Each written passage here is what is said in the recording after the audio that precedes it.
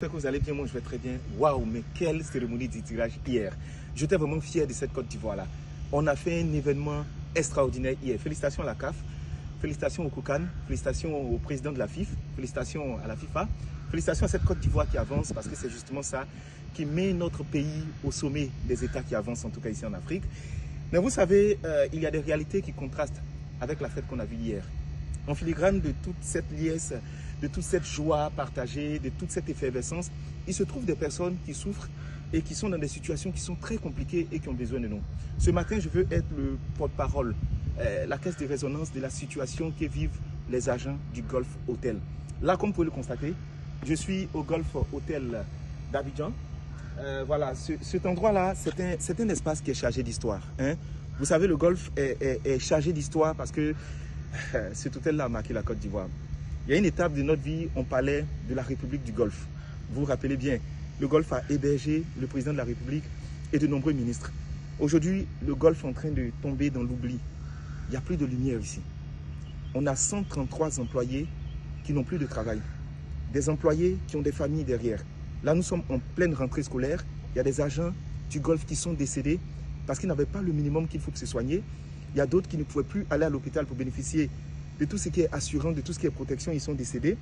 Et là, la situation, elle est invivable. Il n'y a même pas de courant ici parce qu'on nous dit que le Golfe doit 2 milliards de francs CFA à la CIE. Est-ce que cet espace-là peut rester comme ça? Cet espace qui est chargé d'histoire.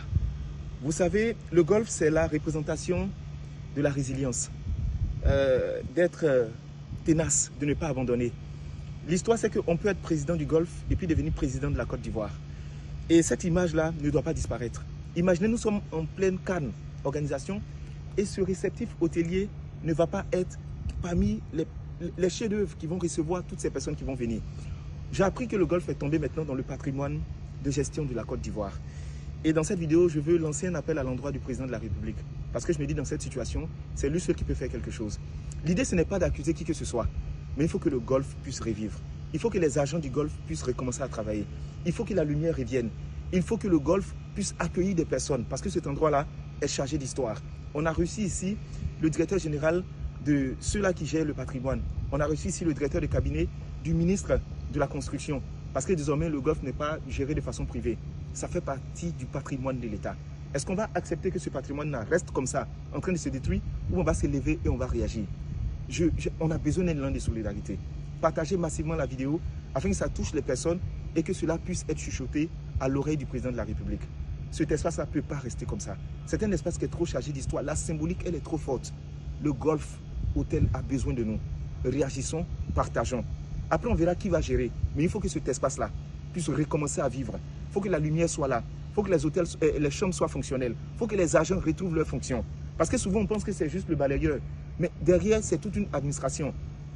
Ceux qui gèrent l'administration, les cuisiniers, c'est-à-dire depuis l'employé lambda jusqu'au responsable de direction, il n'y a plus de travail ici. Il n'y a pas d'activité. Ils ont fait énormément de bruit, ils ont même fait une grève pour se faire entendre. On a l'impression que leur voix ne fait pas écho. Pardonnez. Vraiment pas. Si vous voulez mettre en genoux pour vous, pardonnez. Aidez les familles du Golfe là. Ce n'est pas joli pour la Côte d'Ivoire. Pardonnez. Faisons quelque chose. Merci à vous.